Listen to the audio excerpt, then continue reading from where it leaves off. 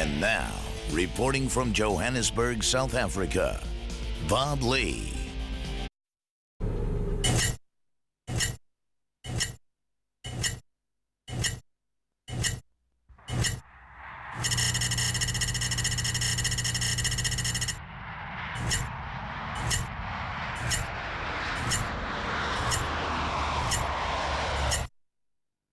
The World Cup has been contested since 1930, and in all those years, only 7 different nations have hoisted the championship trophy. This is a select group, perhaps the most elite in sport. So around the soccer globe, the question of the USA possibly winning the World Cup, well, that question provokes polite smiles and maybe even private laughter. However, it is in the American nature to think big and to plan accordingly. 12 years ago, after a disastrous showing in the World Cup, the U.S. soccer establishment put in place a plan. Julie Foudy now examines the fruit of those 12 years of work. Ronaldo on the left foot, keeping it on the right now, looking for the shot, gets it far post, goal! When Major League Soccer launched in 1996, many knew it would be an important step forward for soccer in the U.S. What they didn't know was that game would be the catalyst for something much larger. Alan Rothenberg, then president of U.S. Soccer, was at the game and posed a question to his colleagues. I turned to Sunil Gulati and Hank Steinbrecher, and I said, okay, now tell us how we're going to win a World Cup.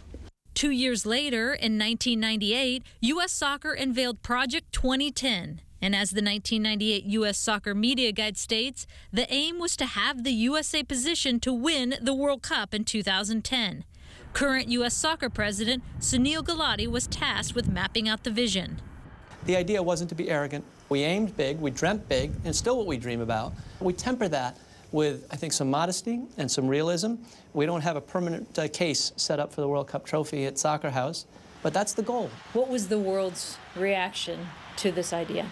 There were probably a few stories in the English press and the German press saying those crazy Americans, they think they can do anything. But there were also a few stories in some places that same statement, those Americans, if they put their mind to it, they can do anything. The Project 2010 concept was important because it, for the first time, gave a lot of people in soccer the idea that this isn't something that we just talk about in the back of the bus or you know, this winning a World Cup is something that you can talk about openly and you can believe in. From back-of-the-bus banter to a documented plan for success, U.S. Soccer set out to define just how to accomplish the once unthinkable goal of winning a World Cup in 12 years. At its core, Project 2010 is a player development plan. How do we accelerate the development of our best young players in order to compete at the highest levels? Come on, pop, pop, pop. Good. That player development fell into 2 new areas of focus. One of them, the IMG Academy in Bradenton, Florida. This program brings together the 40 best under 17-year-old soccer players to a professional, residential training environment. A new concept for the American soccer player. Come on, down, good and in. Come on, down. In 1999, the inaugural class included future national team players Landon Donovan, DeMarcus Beasley, Aguchi Onyewu, and Kyle Beckerman. You know, we didn't really know what to think because nobody had ever done it. It was our way of catching up to the kids in Europe and South America. It was crucial to me. The ability at 15 to go play with the best kids in the country and just get to play soccer all day was like a dream come true. Landon was going to be a pretty good soccer player if we had locked him in a closet for 5 years, right? Is he better than he might have otherwise been? Now Dempsey, a goal! National team players Clint Dempsey, Tim Howard, and Josie Altidore were part of Project 2010's other development initiative, Project 40, now called Generation Adidas. Project 40 was to try to find the 40 best athletes coming out of high school and come up with the program that underwrote them becoming pros instead of going into college. Of the 43 players who played in a 2010 World Cup qualifying match, 58% were developed through the IMG Academy or Project 40.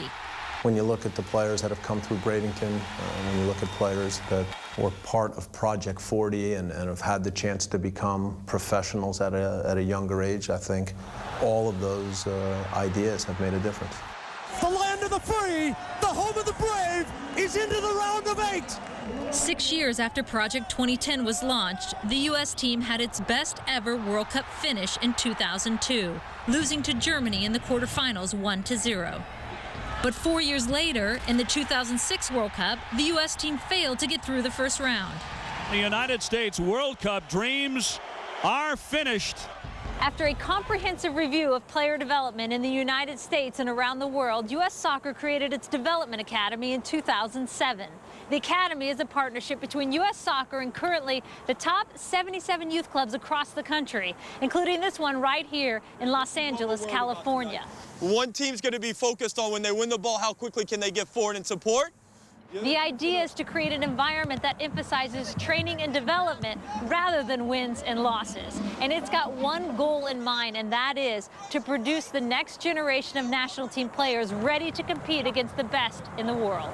Bradenton hopefully would grow itself out of existence, and we wouldn't need it. We wouldn't need a dream team for 17-year-olds if a couple thousand 17-year-olds across the country were in a better environment. Shielding his man, the shot! Josie Altidore gives the USA the lead! In the summer of 2009, the Confederations Cup provided the U.S. team with a chance to measure their progress 1 year out from the World Cup. The shot! Donovan scores! Probably took the world by storm at the Confederations Cup, beating Spain, which was then the #1 team in the world. And for a half at least, had Brazil on their heels. Everybody starts paying attention to this team. Well, the fact is that nobody cares what happened in the summer of 2009. They care what happens in the summer of 2010. We're not going to be the odds-on favorite to win the World Cup. We know that. But we showed last summer that anything's possible. This is a team that's going over to a World Cup and being viewed with expectations, the likes of which we've never seen. And I'm telling you right now, if this team bombs out of the World Cup, you should be disappointed. I'll be disappointed, and it will be a failure. Julie Foudy reporting.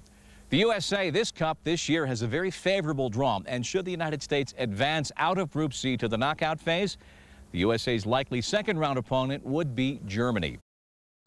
From the thundering voice of Zama Masundo to the youngsters in the townships to the pride of all the 32 nations who will gather here this summer, the anticipation is now palpable. ESPN is your headquarters for FIFA World Cup 2010. At Soccer City in Johannesburg, South Africa, I'm Bob Lee. Thanks for being with us.